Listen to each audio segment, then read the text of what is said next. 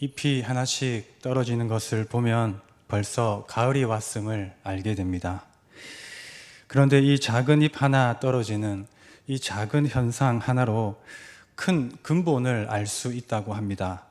과학적으로 볼 때 낙엽은 단순한 죽음이 아니라 토양 속에 있는 미생물들에 의해 분해가 되어 질 좋은 거름이 되어 땅을 비옥하게 하는 자기 희생의 과정이라고 합니다. 그러니 자신은 떨어져 썩고 또 죽으면서까지 주위의 생명을 살리는 낙엽은 어떤 이유나 목적 없이 그냥 우연히 생기는 것이 결코 아니라고 하는데요. 이 화려한 단풍의 계절, 여러분은 단풍나무와 또 떨어지는 낙엽을 보면 무엇을 생각하십니까? 혹시 어떤 것을 느끼시나요?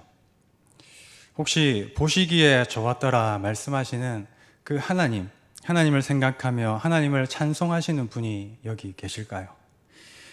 오늘 시편은 이 땅의 모든 생명의 창조주 되시며 또 통치자 되신 하나님을 찬양하는 찬송시입니다. 시인은 온 천지 만물을 창조하시고 다스리시고 또 유지하시는 그 하나님을 묵상하면서 이 시를 지었는데요. 앞에 시편 103편과 똑같이 그 시작과 끝을 보면 내 영혼아 여호와를 송축하라 라고 하여 104편 역시도 그 시작과 끝 모두 하나님을 찬송하는 것을 볼 수 있습니다. 다만 시편 103편과 비교하여 오늘 104편이 좀 다른 것이 있다면 103편은 하나님을 송축하는 이유가 하나님의 성품에 대한 것인데요. 하나님의 인자하심과 긍휼하심과 죄를 멀리하신 그런 것이지만 104편은 온 천지 만물을 창조하시고 또 다스리시는 하나님의 그 능력을 송축하고 또 찬양합니다.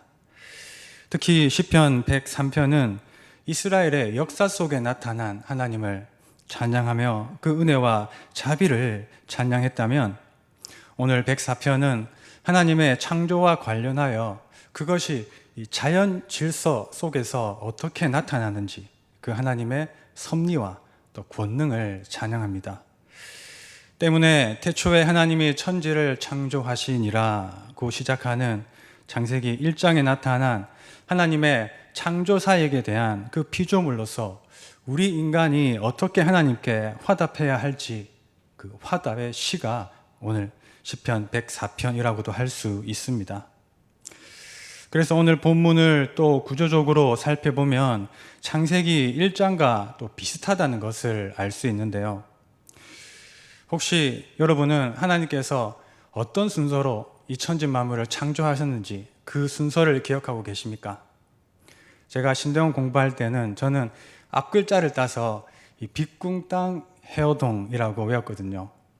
그러니까 첫째 날 이 빛, 그 다음에 궁창, 빛궁땅, 땅과 하늘, 빛궁땅 해와 달, 그리고 어류, 그 다음에 동물, 바로 이런 순서로 하나님은 이 천지 만물을 창조하셨는데요. 마찬가지로 동일하게 그 순서가 오늘 시편에도 나타나고 있습니다. 1절에서 6절은 첫째 날, 둘째 날에 빛과 궁창을 지으신 하나님을 찬양합니다.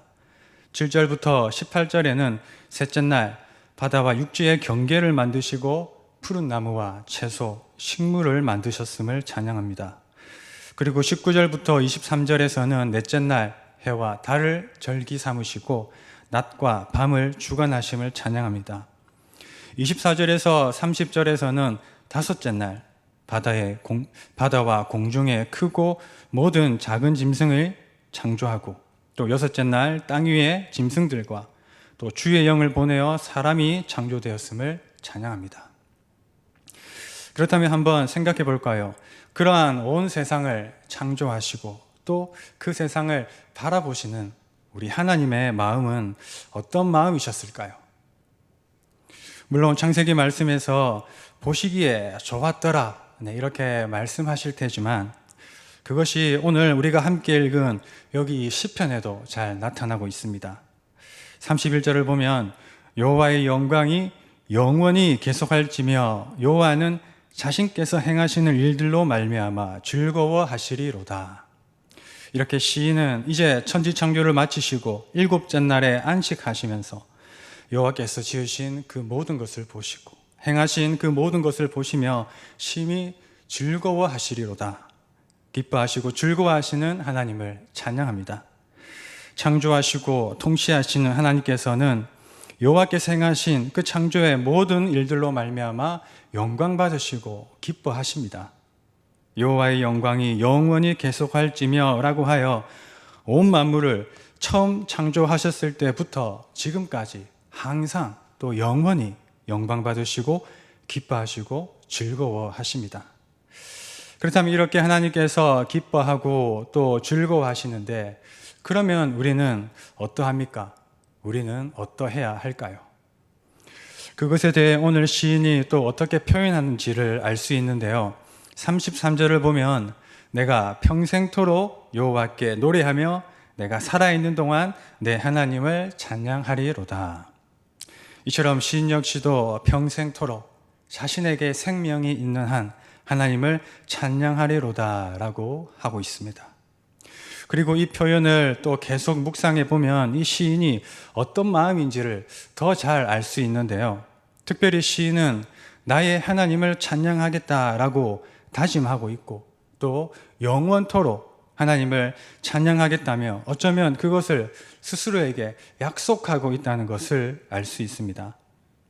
다시 말해 시인은 이 시편 104편에서 그 시작으로 내 영혼아 여호와를 송축하라 라고 시작하여 내 영혼 나 자신에게 말하면서 왜 그런지를 그 이유에 대해 32절까지 쭉 이야기하고는 시인은 이제 내가 사는 동안 내가 존재하는 동안 나는 여호와 나의 하나님을 찬양하겠습니다 라고 하고 있습니다. 시인은 그렇게 하나님을 묵상하면 묵상할수록 정말 마땅히 하나님을 찬양해야 함을 더 깊이 깨닫고 더 깊이 느끼고 그래서 자기 자신에게 하나님을 찬양하라라고 선포하며 다짐하고 있습니다. 사랑하는 성도 여러분, 그러면 여러분은 무엇을 다짐하고 또 살고 있습니까? 특별히 이 아름다운 이 단풍의 계절, 하나님께서 창조하신 이 아름다운 이 세상을 보시면 여러분은 무엇을 느끼시고 또 시인처럼 무엇을 다짐하며 살아가야 할까요?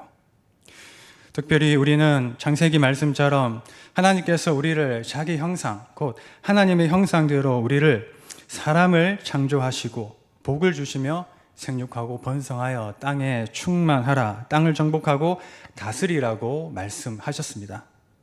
그리고 여기 우리가 하나님의 형상대로 지음받은 이 중요한 사실 가운데 하나는 이것이 그냥 육체적인 면만 그렇게 지음받은 것이 아니라 영적인 면도 그렇다고 가리킵니다. 즉 우리 사람은 창조주 하나님과 영적인 관계를 맺고 하나님과 영적으로 그렇게 소통하고 상호 교제하면서 살아갈 수 있습니다. 하나님께서는 우리와 바로 그렇게 하기 원하시며 우리에게 그것을 바라십니다. 때문에 이에 대한 하나님의 피조물로서 하나님과 교제하는 우리의 당연한 반응은 마땅히 내 영혼아 여호와를 송축하라와 같이 마땅히 하나님을 찬양해야 하는 것입니다. 마땅히 하나님으로 말미암아 기뻐하고 또 즐거워하며 바로 그렇게 하나님과 관계하고 또 소통해야 하는 것입니다. 그런데 혹시 우리 가운데 그렇지 못하고 있는 분이 계실까요? 혹시 내 안에 죄가 그 죄악들이 찬양과 그 기쁨과 즐거움을 가리고 있을까요? 이 천지 만물을 보고도 아무런 찬양이 나오지 않는다면, 나에게 아무런 감동이 되지 않는다면 그에 대한 어떤 이유나 어떤 문제를 가지고 있다는 뜻일 것입니다. 찬양 대신 마음이 어둡고 또 힘이 듭니다. 하나님이 눈에 보이지 않으니 마치 없는 분처럼 하나님이 여겨집니다. 하나님은 창조하시고 모든 것을 주시는 분이신데도 불구하고 사람의 마음이 죄로 어두워져 눈으로 보고 있으면서도 그 하나님을 찬양하지 않습니다. 먹고 입고 또 사용하고 있으면서도 하나님을 찬양하지 않습니다. 이처럼 세상에서 가장 큰 죄악 가운데 하나는 하나님을 찬양하지 않는 것입니다. 그리고 가장 불행한 일은 하나님을 찬양하는 일을 잊어버리는 것이고 또 모르는 것입니다. 이 세상에서 가장 중요한 일은 하나님을 찬양하는 것입니다. 또 가장 행복한 건 역시도 하나님을 찬양하는 것입니다. 내 영혼이 여호와를 송축하는 것입니다. 하지만 실제 우리들의 삶을 생각해 보면 참 그게 이 말처럼, 이 마음처럼 잘 되지 않는 경우가 있습니다. 정말 찬양하고자 하지만 그렇게 되지 못하는 경우가 있는데요. 그런데 오늘 이 시편의 시인도 이러한 상황인 것 같습니다. 온 천지 만물을 창조하시고 또 다스리시고 또 지금도 유지하고 계시는 그 하나님을 묵상하는 가운데 시인은 이제 마지막으로 무엇이라고 하며 그의 시를 마치고 있습니까? 34절, 35절을 읽어보면 나의 기도를 기쁘게 여기시기를 바라나니 나는 여호와로 말미암아 즐거워하리로다. 죄인들을 땅에서 소멸하시며 악인들을 다시 잊지 못하게 하시리로다. 내 영혼아 여호와를 송축하라. 할렐루야.